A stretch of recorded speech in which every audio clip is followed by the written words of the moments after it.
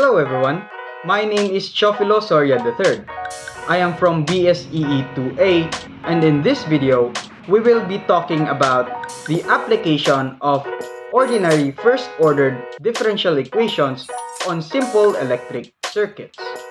But before we proceed, let us hear a word from our sponsor.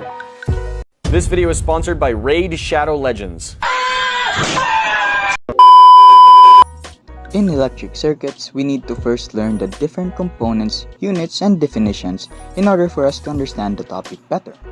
With that said, let us know the definition of a circuit. So by definition, an electrical circuit is a network consisting of a closed loop, giving a return path for the current. So if an electrical circuit follows these characteristics, then this is what we would call a complete circuit. On the other hand, if for example it does not give a return path for the current, then this is what we call an open circuit. So now that we know the definition of a circuit, let us move along with a review and learn the basic units of electricity. The first basic unit of electricity is voltage. Voltage, often denoted as V and measured in volts, refers to the electric potential difference between 2 points in an electrical circuit. In simpler terms, voltage is the force or push that drives electric charge to move through a conductor between 2 points. To better understand this definition, let us put into perspective voltage. We can compare voltage with a water pump, in which it is the supply of water across a closed piping system. The next unit that we have is current. Electric current is the flow of electric charge through a conductor, typically carried by moving electrons in a circuit. It is measured in amperes, denoted by the big letter A. Analogous to the flow of water in a pipe, current represents the movement of charged particles, usually electrons in most circuits. It's driven by voltage difference between 2 points in a circuit, where charges move from higher voltage to lower voltage, creating a continuous flow of charge. Lastly, we have resistance. Resistance is a fundamental property in electrical circuits. Resistance, by definition, opposes the flow of electric current. It is measured in ohms and is denoted by the Greek symbol omega. To further visualize resistance, let us use the water pipe analogy. Imagine a narrow section in a pipe, restricting water flow. This is similar to a resistor in an electrical circuit, limiting the flow of current. To further strengthen your understanding about the basic units, let us analyze this image. If you look at the picture, we can see the three basic units of electricity at work. We can see that voltage, volt, is pushing the electrons in the pipe, causing what we would call the flow of electrons or current, amperes. We can also see how the resistance ohm is limiting the flow of current by narrowing down the path of the electrons. Water! Water on! Bobby! So now that we have learned the basic definitions, we can proceed to the main topic of the video, which is the application of differential equation in simple electric circuits. An important application of differential equations arises from the analysis of simple electric circuits. The most basic electric circuit is obtained by connecting the ends of a wire to the terminals of a battery or generator. This causes a flow of charge, Q of T, measured in coulombs C, through the wire, thereby producing a current I of T, measured in amperes, defined to be the rate of change of charge. Thus, we can express I of T equal to the rate of change of charge with respect to time. In practice, a circuit will contain several components that oppose the flow of charge. as current passes through these components, work has to be done. And the loss of energy is described by the resulting voltage drop across each component. For the circuits that we will consider, the behavior of the current in the circuit is governed by Kirchhoff's second law or Kirchhoff's voltage law, which states that the sum of the voltage drops around a closed circuit is zero. In order to apply this law, we need to know the relationship between the current passing through each component in the circuit and the resulting voltage drop. The components of interest to us are resistors, capacitors, and inductors. We will briefly describe each of these in the next segment.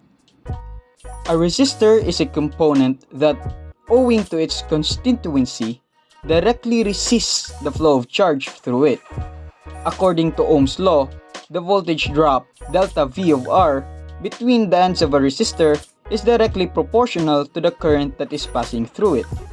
This is expressed mathematically as delta V of R is equal to I multiplied to R, where the constant of proportionality R is called the resistance of the resistor. Secondly, we have a capacitor. A capacitor can be thought of as a component that stores charge and thereby opposes the passage of current. If Q of t denotes the charge on the capacitor at time t, then the drop in voltage, delta V of C, as current passes through it is directly proportional to Q of t. It is usual to express this law in the form of delta V of C is equal to Q over C, where the constant C is called the capacitance of the capacitor, wherein the units of capacitance are farads, denoted by the big letter F. Lastly, we have inductors.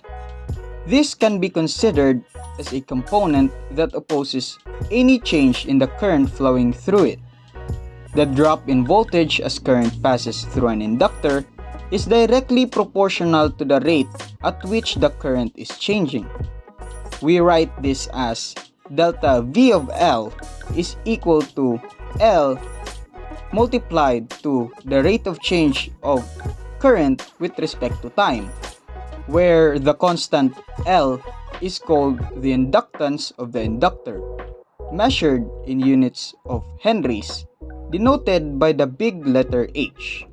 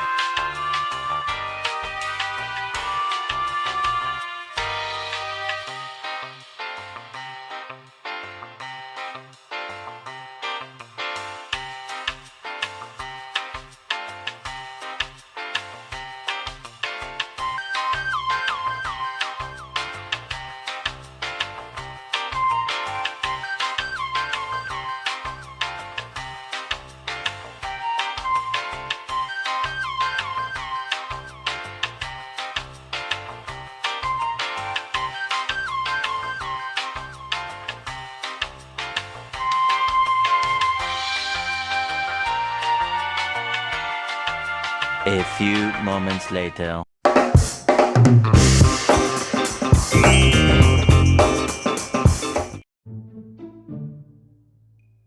Bay, unsa day magibuhat diha?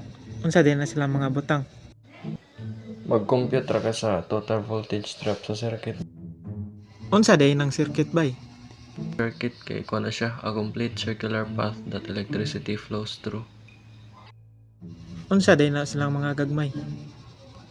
Kaning mga electrical components, mo ni siya ang hanbay, battery, inductor, capacitor ug resistance. Unsa man ni sila? Kuan bay ang capacitor, mura na siyang tangke sa tubig. Kung mawa ang awas, nagyapon kay extra nga tubig. Ang inductor para ni siya sa to safety, pareha ng step down og up sa transformer. Ang resistor, mura na siya kuan bay, brake sa sakyanan ba, para muhinay og dagan ang sakyanan. Unya, unsa man nimo pagkuha sa voltage drop ana nila? Sayon ra na bay, naam na sila yung mga formula. Ay, dito raman day na. Unya, unsa man day gamit ana nila? Kaning mga components bay, gamit kayo ni nato sila sa real life. Nani sila kasagaran mga butang like atong mga device sa kanang ato balay. O guban pa, magamit sa rin nato mga formula, inig na natay di nga subject. Mao ba? Sa unsa man nga topic sa DE bay? Application of DE on electric circuits na siya bay kanang RC ug RL circuits. Nakay video na bay para ako matun-an. Naabay, i-search lang yo. Salamat bay ha.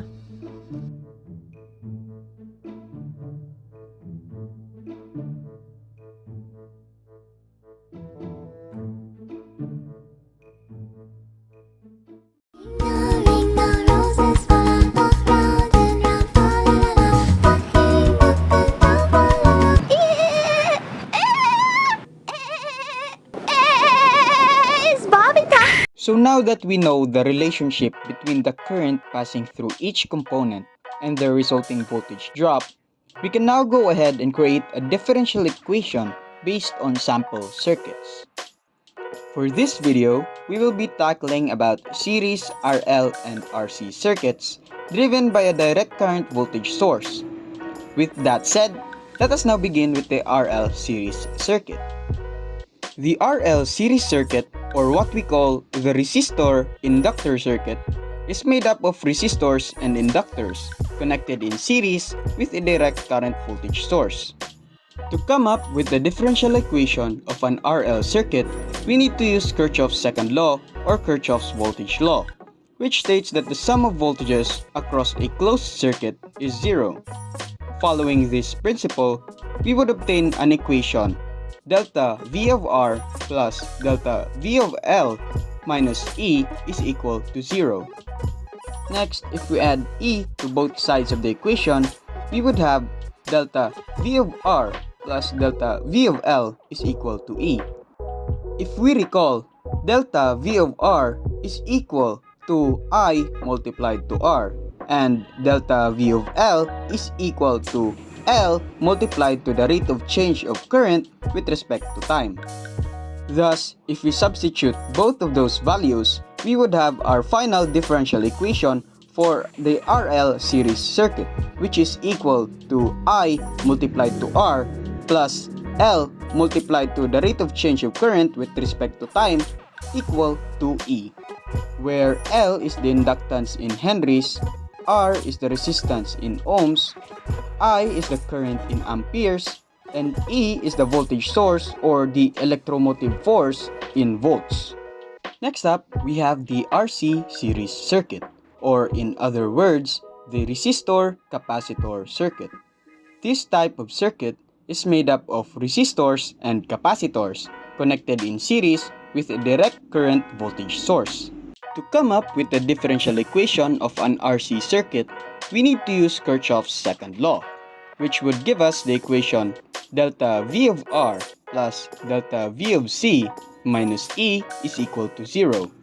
Adding E to both sides of the equation, we would have delta V of R plus delta V of C is equal to E.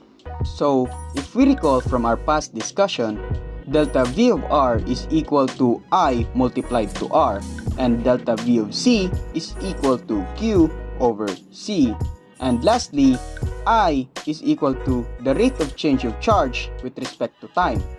Substituting all of the given values, we would have our final differential equation for the RC series circuit, which is equal to R multiplied to the rate of change of charge with respect to time plus Q over C is equal to E, in which Q is the charge in coulombs, R is the resistance in ohms, C is the capacitance in farads, and E is the voltage source or the electromotive force in volts.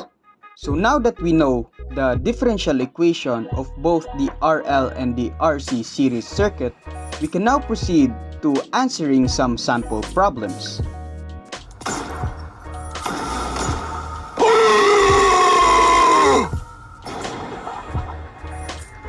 Oh no! Sample problem number 1. An inductance of L henries and a resistance of 10 ohms are connected in series with EMF of 100 volts. So as we can see, we are given an inductance and a resistance. So that immediately tells us that we are given an example of an RL series circuit.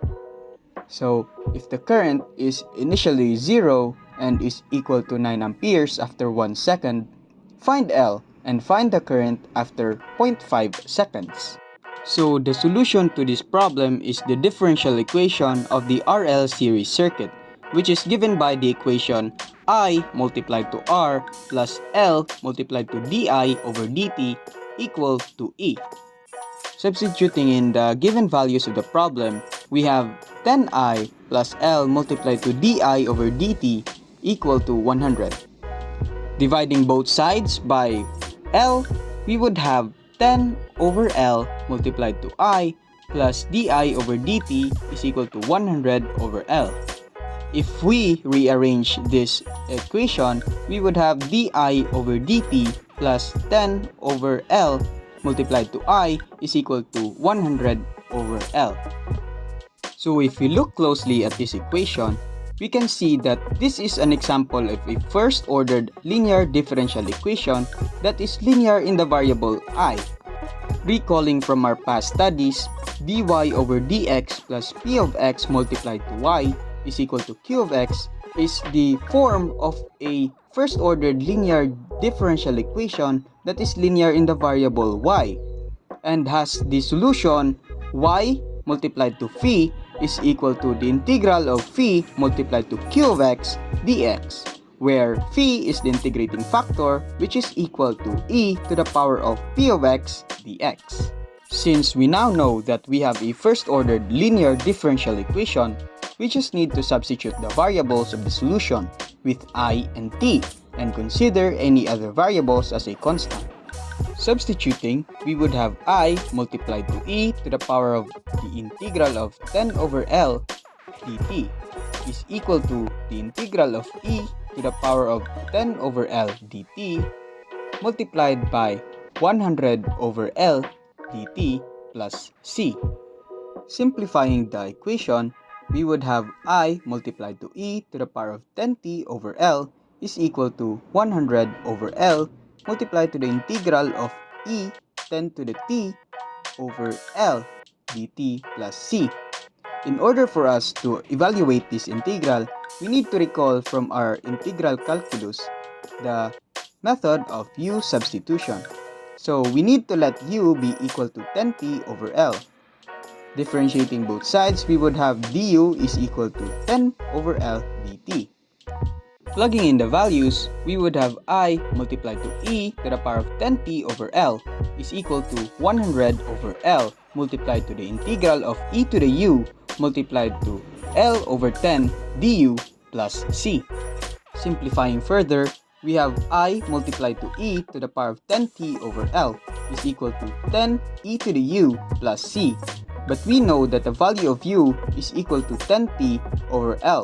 So we just need to substitute the value of u, which would give us I multiplied to e to the power of 10t over L is equal to 10 multiplied to e to the power of 10t over L plus c.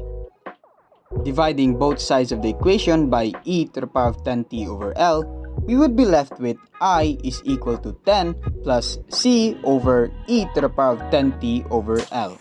So now, in order for us to find L, we need some certain condition. But we know that our problem has a given initial condition for I, and we have another condition that if time is equal to 1 second, the current is 9 amperes.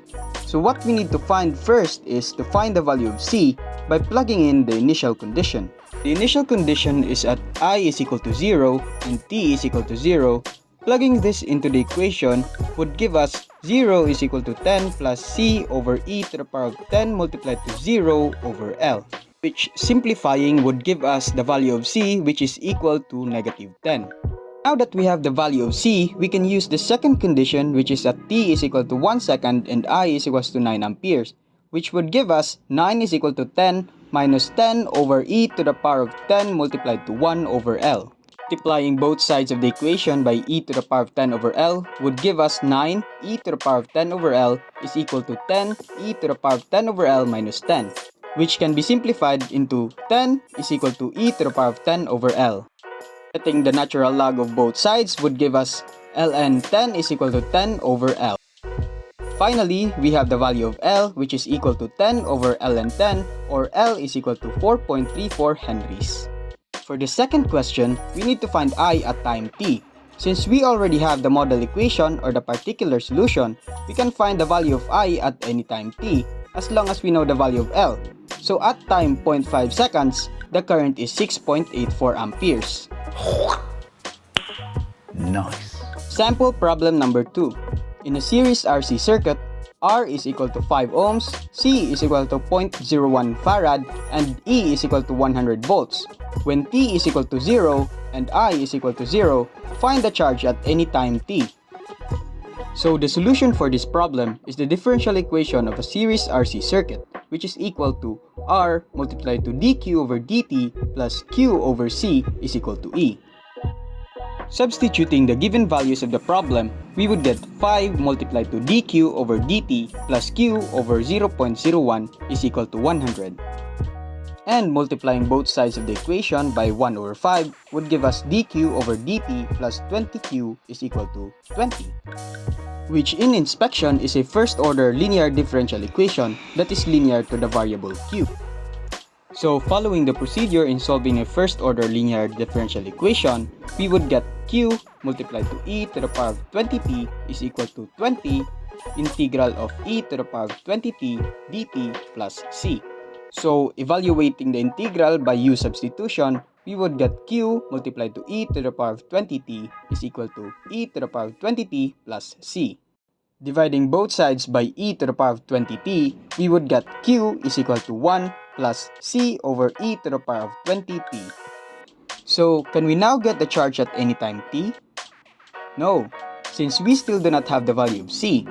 So in order to find the value of c, we need to apply the initial condition that time is equal to 0 and current is equal to 0. However, if the current is equal to 0, then that means that there's no charge. Thus, q or charge is also equal to 0. So, substituting in the values, we would get 0 is equal to 1 plus c over e to the power of 20 multiplied to 0, which yields a value of negative 1 for c. So now, if we substitute in the value of c, we can now get the charge at any time t. So this concludes our video on the application of ordinary first-order differential equation on simple electric circuits. We hope that you enjoyed our video and learned something out of it. That is all. Stay safe and God bless.